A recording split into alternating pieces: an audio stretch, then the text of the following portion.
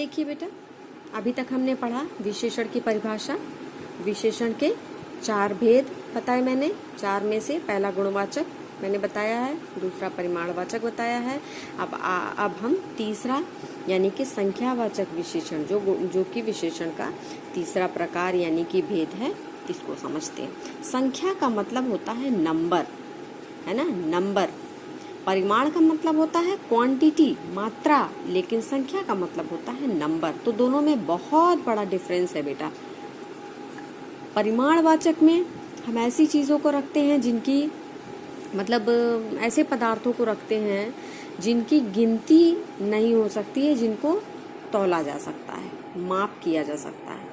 लेकिन संख्यावाचक में हम ऐसे संज्ञा सर्वनाम की बात करते हैं, विशेषता बताते हैं जिनकी संख्या यानी कि जिनकी संख्या बताई जा सकती है, यानी कि जिनकी गिनती की जा सकती है। ओके, तो अब एक बेसिक अंतर आप परिमाणवाचक और संख्यावाचक में भी समझ लीजिए। जब हम मात्रा बताएंगे तो माप करने वाले या नापतोल करने वाले कुछ पर्टिकुलर वर्ड्स होते हैं, है ना, जिसमें हम की कुछ पैमाने होते हैं जिसमें कि हम ये किसी भी चीज़ को तौलते हैं। जैसे कि आलू को तौलेंगे तो किलो लगाते हैं उसमें हम, है ना, 1 किलो।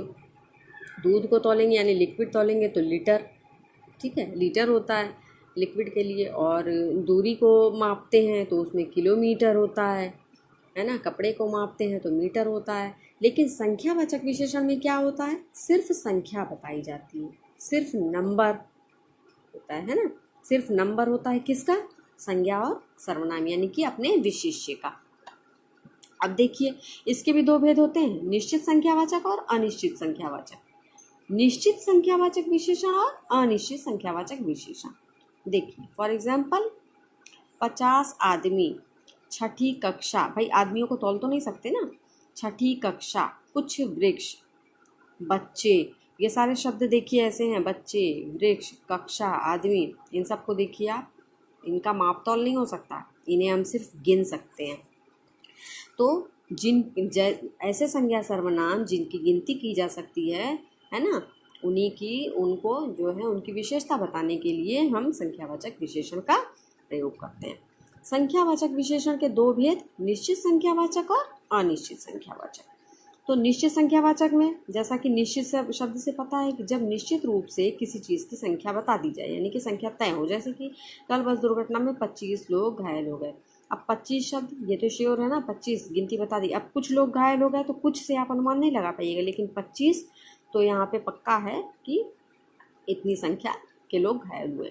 भारतीय क्रिकेट टीम ने टेस्ट मैच में पहला स्थान पाया। प्रत्येक नागरिक को अपने देश का, प्रत्येक का मतलब हर एक व्यक्ति, हर एक नागरिक की बात हो रही है, ठीक, यहाँ पे कोई अनिश्चितता नहीं है। दुगनी रोटियाँ, वह हमसे दुगनी रोटियाँ खा जाता है ना, दुगनी यानी कि जस्ट डबल, ठीक। अब देखिए, निश्चित संख्यावाचक विशेषण के कुछ भेद इस प्रकार हैं, यानी कि निश्चित जो संख्यावाचक है उसके भी भेद कैसे हैं?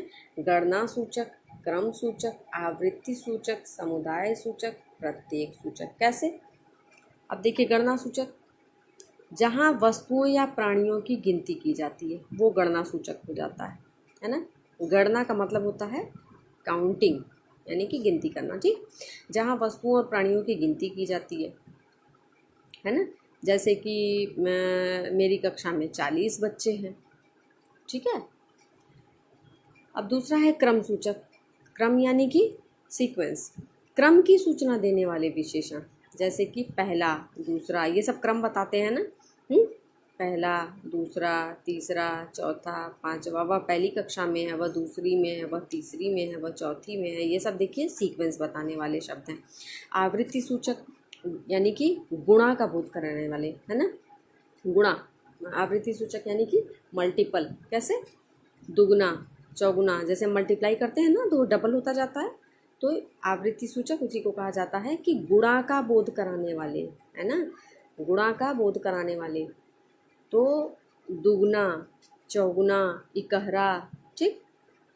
दुगुना में भी जस्ट डबल की बात हो रही है, चौगुना यानी कि 4 का, है, 1 का 4 गुना। समुदाय सूचक, समुदाय का मतलब होता है ग्रुप, जहाँ पे समूह की बात हो रही है। समूह की सूचना देने वाले विशेषण, 2 दर्जन, तीनों, चारों, ये सब देखिए ग्रुपिंग, है ना, जहाँ पे ग्रुप की बात होती है। प्रत्येक सूचक प्रत्येक की हर प्रति आदि समूह में से प्रत्येक का बोध करवाते हैं। ठीक है, लेकिन आप ध्यान दीजिएगा तो ये जितने भी भेद हैं, गणना सूचक, क्रम सूचक, आवृत्ति सूचक, समुदाय सूचक, प्रत्येक सूचक, ये सारे देखिए यहाँ पे हर जगह पे सिर्फ गिनती की ही बात हो रही है ना, संख्या की ही बात हो रही है। तो अब जैसा मैंने बताया, निश्चित संख्यावाचक में निश्चित संख्या बता दी जाएगी, अनिश्चित संख्यावाचक में निश्चित संख्या नहीं बताई जाती है, कोई पक्के तौर पे संख्या नहीं बताई जाती। कुछ फूल ले आओ, अब कितने ले आओ नहीं पता। राकेश ने थोड़ी खीर खाई, थोड़ी यानी कि कितनी नहीं पता। सब बच्चे, अब अगर कहा जाए कि राकेश ने 2 कटोरी खीर खाई, तो यहाँ तो निश्चित संख्यावाचक हो गया कि 2 कटोरी, संख्या लिख दी गई है। कुछ फूल ले आओ, या अब इसकी जगह अगर 4 फूल ले आओ तो 4 क्या हो गया, वो संख्यावाचक निश्चित संख्यावाचक हो गया। बहुत लोग जमा हो गए, या बाहर कई लोग जमा हो गए, बाहर कुछ लोग जमा हो गए, ये सारे शब्द जो हैं कोई भी निश्चित संख्यावाचक नहीं हो रहे हैं, ये सब अनिश्चित हैं, है ना। तो अब देखिए, अनिश्चित संख्यावाचक और अनिश्चित परिमाणवाचक, है ना, इसमें कोई बहुत फर्क नहीं होता है। ठीक है, वही शब्द यूज़ होते हैं दोनों जगह पे, अनिश्चित संख्यावाचक और निश्चित परिमाणवाचक। लेकिन निश्चित परिमाणवाचक और निश्चित संख्यावाचक में बहुत अंतर होता है। ठीक,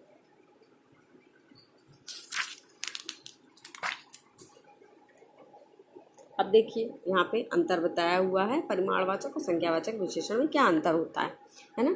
बहुत, कुछ, सब, थोड़े परिमाण और संख्यावाचक विशेषण दोनों में प्रयुक्त होते हैं। जैसा कि मैंने आपको पहले भी बताया कि अनिश्चित संख्यावाचक और अनिश्चित परिमाणवाचक में जो शब्द यूज होते हैं वो कॉमन होते हैं दोनों में।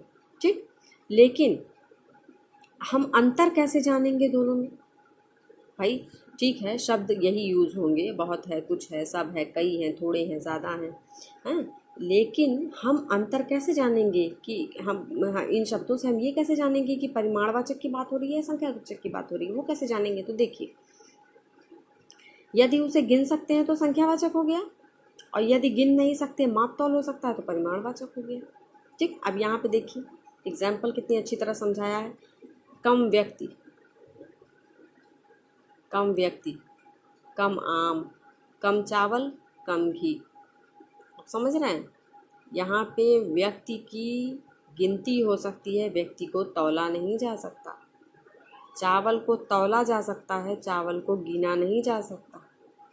समझ रहे हैं? देखिए, कई बार निश्चित संख्यावाचक विशेषण तो है पर निश्चितता का बोध नहीं हो रहा। जैसे सैकड़ों लोग, 4-6 संतरे, 50 घर, है ना। सैकड़ों लोग, 4-6 संतरे, 50 घर।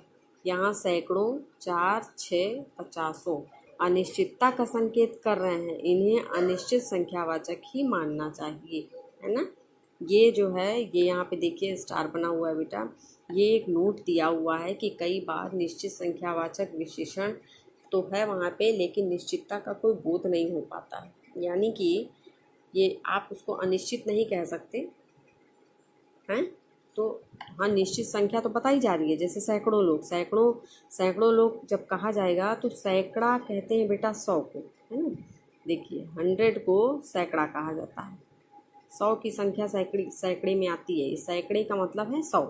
ठीक, लेकिन हम किस समय सैकड़ों लोग बोलते हैं? जब बहुत भीड़ देखते हैं तो अनुमान से हम बोलते हैं अरे वहाँ सैकड़ों लोग थे भीड़ में, रावण दहन हो रहा था, सैकड़ों लोग देख रहे थे। तो सैकड़ों लोग, ये अनिश्चित शब्द इसलिए इसको माना जाएगा अनिश्चित संख्यावाचक, क्योंकि वहाँ पे आप अनुमान लगा रहे हैं कि सैकड़ों लोग थे। अनुमान, तो जहाँ अनुमान लगा रहे हैं वहाँ पे तो निश्चितता हो ही नहीं सकती ना। ठीक है, 4-6 संतरे, अब इसमें भी आपको संतरे की जो संख्या है, लिखा तो ज़रूर है यहाँ पे संख्यावाचक शब्द, लेकिन आप फिर भी संतरे की जो संख्या है वो आप निश्चित तौर पर नहीं बता सकते हैं कि 4 या 6। अब या तो 4 होता या तो 6 होता, तब तो निश्चित संख्यावाचक हो जाता। लेकिन अनिश्चित क्यों है? क्योंकि यहाँ पे 4 है या 6 है, संतरे कितने हैं ये आपको नहीं पता है। 50 घर, यहाँ पे भी वही बात है, जैसे सैकड़ों आदमी या सैकड़ों लोग मैंने बताया, वैसे ही यहाँ पे भी 50 घर। है ना। उस गांव में 50 घर हैं, तो कोई गिनती करके थोड़ी बता रहा है, ये तो अनुमान बताया जा रहा है कि 50 घर हैं। ठीक है, तो यहाँ पर भी अनिश्चित संख्यावाचक ही होगा। ठीक, तो ऐसे शब्द भी हैं जिनके आगे संख्यावाचक शब्द लगे तो हैं, लेकिन उनको हम निश्चित संख्यावाचक में नहीं रख सकते, वो अनिश्चितता का बोध कराते हैं। तो हमने ये देख लिया अंतर। ठीक, तो आप कैसे समझेंगे कि परिमाणवाचक कौन सा, संख्यावाचक कौन सा है? वो आप ऐसे समझेंगे कि अगर अनिश्चित शब्द का प्रयोग हुआ है, लेकिन अगर जिस संज्ञा सर्वनाम की बात हो रही है उसके लिए जो अनिश्चित शब्द यूज हुआ है, अगर संज्ञा सर्वनाम शब्द गिनती करने वाली चीजें हैं, तो वहां पे आप समझ लीजिए कि संख्यावाचक की बात हो रही है, और अगर तौलने वाली है तो समझ लीजिए कि परिमाणवाचक की बात हो रही है। ठीक, अब देखिए सार्वनामिक विशेषण। ओके, सार्वनामिक विशेषण क्या होता है? अब ये आप देख रहे हैं सार्वनामिक यानी कि सर्वनाम शब्द से बना है, तो अब आप सोच रहे होंगे कि सर्वनाम का विशेषण से क्या ताल्लुक है भाई, ये तो दो बिल्कुल डिफरेंट चीजें हैं, अपोजिट है बिल्कुल। देखिए क्या होता है, सबसे पहले तो सर्वनाम आपको पता ही होगा, सर्वनाम क्या होता है? संज्ञा की जगह जो शब्दों को हम प्रयोग करते हैं वो सर्वनाम कहलाते हैं। जैसे लड़का खेल रहा है, अगर इसको सर्वनाम करना हो तो बोलेंगे हम वह खेल रहा है, तो वह शब्द क्या हो गया? वो लड़का यानी कि संज्ञा की जगह पे आया है, तो संज्ञा के स्थान पे आया हुआ जो शब्द होता है वो सर्वनाम होता है ना। जब सर्वनाम विशेषण के रूप में प्रयुक्त हो तब वह सार्वनामिक विशेषण होता है। अब देखिए, आप परिभाषा से नहीं समझ पाइएगा, आप एग्जाम्पल से समझ पाइएगा, तो आप एग्जाम्पल समझिए। हमारे विद्यालय का वार्षिकोत्सव कल है। मेरी कमीज कहाँ है? यह पार्क कितना सुंदर है। कोई लड़का अपना बैट भूल गया। अब देखो बेटा, हमारे, मेरी, यह, कोई, अपना, ये सारे शब्द सर्वनाम है। ओके, सर्वनाम, सर्वनाम आप सारा पहचानते हैं, ये सर्वनाम है। लेकिन सर्वनाम होते हुए भी हम इसको सर्वनाम नहीं कहेंगे, यहाँ सार्वनामिक विशेषण कहेंगे। क्यों? क्योंकि जब सर्वनाम के तुरंत बाद कोई संज्ञा शब्द आ जाए, सर्वनाम के तुरंत बाद कोई संज्ञा शब्द आ जाए जिस शब्द की पहचान वो सर्वनाम हो, तो वहां पे सार्वनामिक विशेषण होता है। तो पहला लक्षण तो ये है कि सर्वनाम के बाद तुरंत संज्ञा आनी चाहिए। देखिए, हमारे के बाद विद्यालय संज्ञा, मेरी के बाद कमीज संज्ञा, यह के बाद पार्क संज्ञा, कोई लड़का संज्ञा, अपना बैट संज्ञा। ठीक, तो सर्वनाम के जस्ट बाद संज्ञा शब्द आ जाए तो समझ लीजिए वो सर्वनाम नहीं है, वो सार्वनामिक विशेषण है। दूसरी बात, जो संज्ञा शब्द होता है वो उसकी पहचान ही वो सर्वनाम कहलाता है, सर्वनाम उसी को आइडेंटिफाई करता है। जैसे कि विद्यालय, हमारे विद्यालय, अब देखिए ये दोनों शब्द, दोनों संज्ञा सर्वनाम एक दूसरे को संकेत कर रहे हैं, है ना, दोनों एक दूसरे की पहचान है, हमारे और विद्यालय, हमारे विद्यालय। ठीक, मेरी कमीज, मेरी कमीज, यह पार्क, यह पार्क, पार्क यानी किसकी बात हो रही है? यह यानी किसकी बात हो रही है? उस पार्क की। कोई लड़का, ठीक है, ये दोनों देखिए एक दूसरे के पूरक हो रहे हैं, अपना बैठ, दोनों एक दूसरे के पूरक हैं।